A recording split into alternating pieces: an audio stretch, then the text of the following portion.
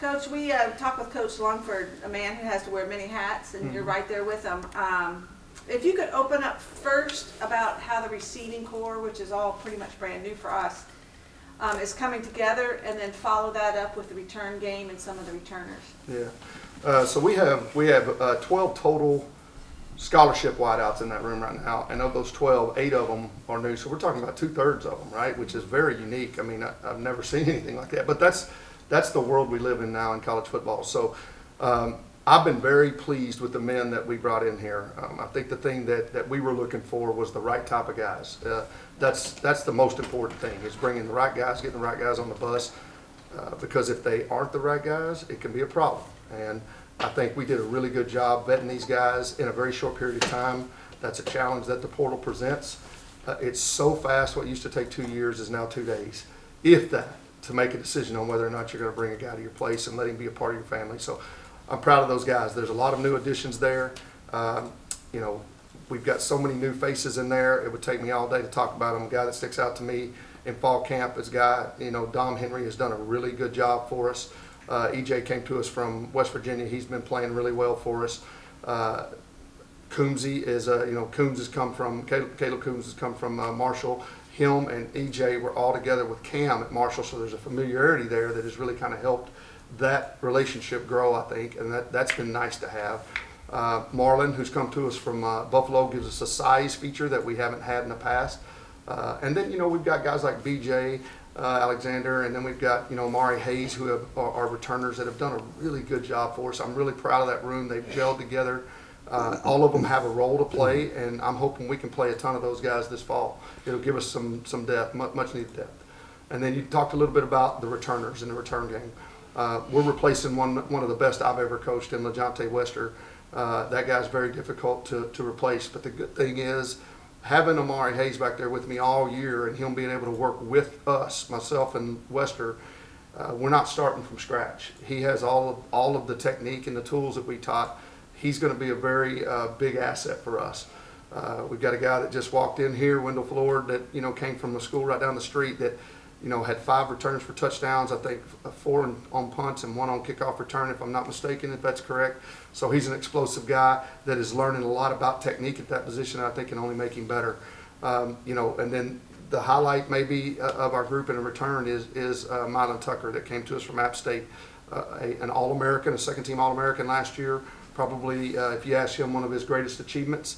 And man, he is just a very dynamic guy that adds a different element to your team when you can add a guy with that type of return prowess. So I'm looking forward to working with those returners. I think, we did lose an unbelievable guy in the punt return game, but we gained an All-American in the kickoff return game, but also have some guys in the punt return game that could be as talented as I've worked with.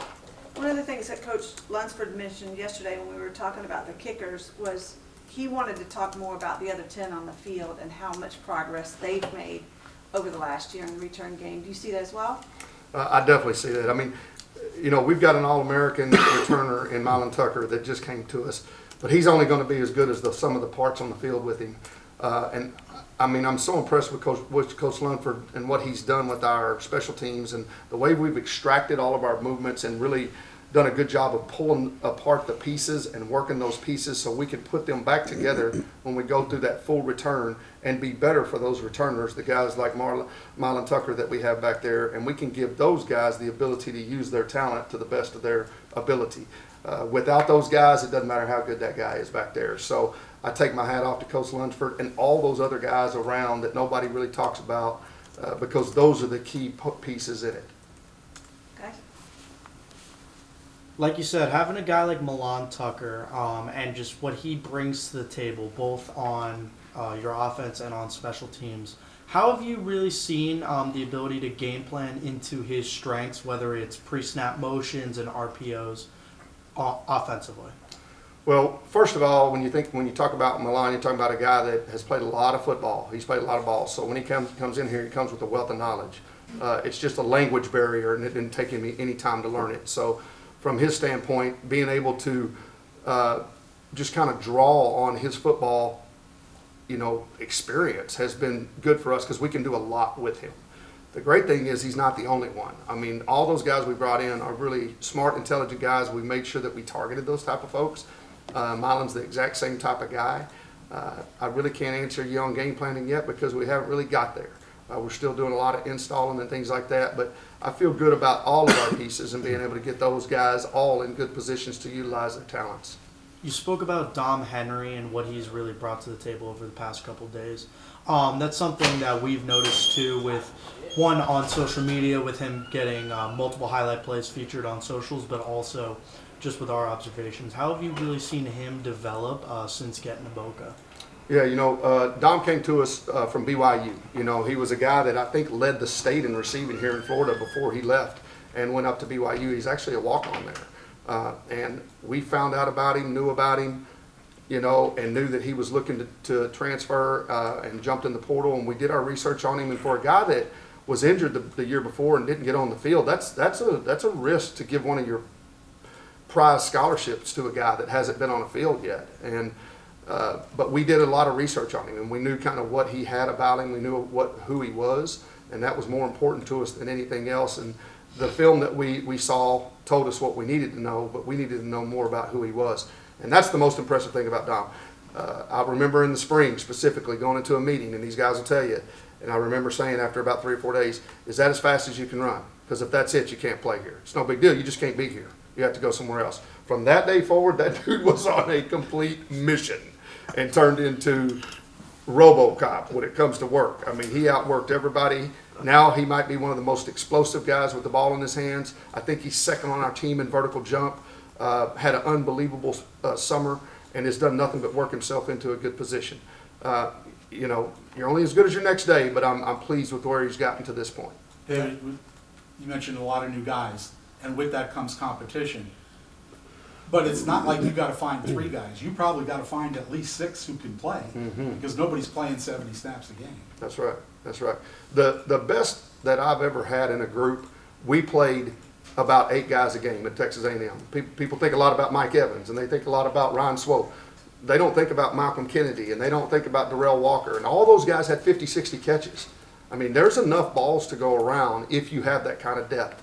I don't think we had that depth last year. We had really good players. Maybe some of them were not necessarily ready to shine yet. But I do think we have that depth this year. We have a very similar depth type of room that I had at Texas A&M. And I know people go, yeah, whatever.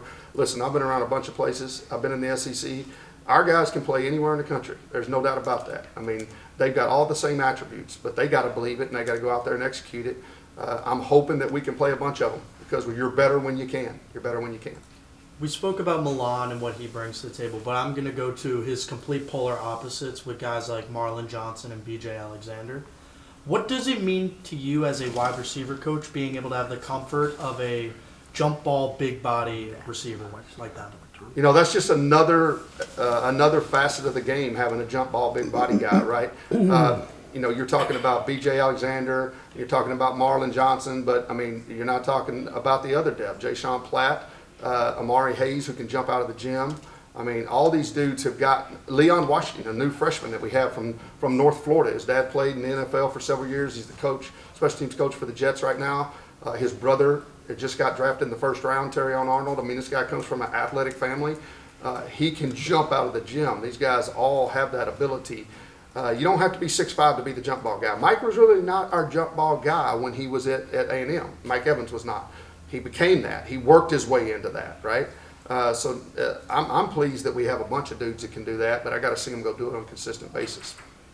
Coach, going back to the return room, there's a bunch of guys that from the kick return spot have put up really good numbers, whether it's from other schools or with us at FAU. And the punt return, we see the stats and there's not as much kind of a sample size to work with. Losing LeJontay, obviously, can we now see maybe a bit of a rotation with guys like Milan and Wendell coming in and kind of feel it out maybe in games and just not have one sole punt return specialist and go to maybe a couple?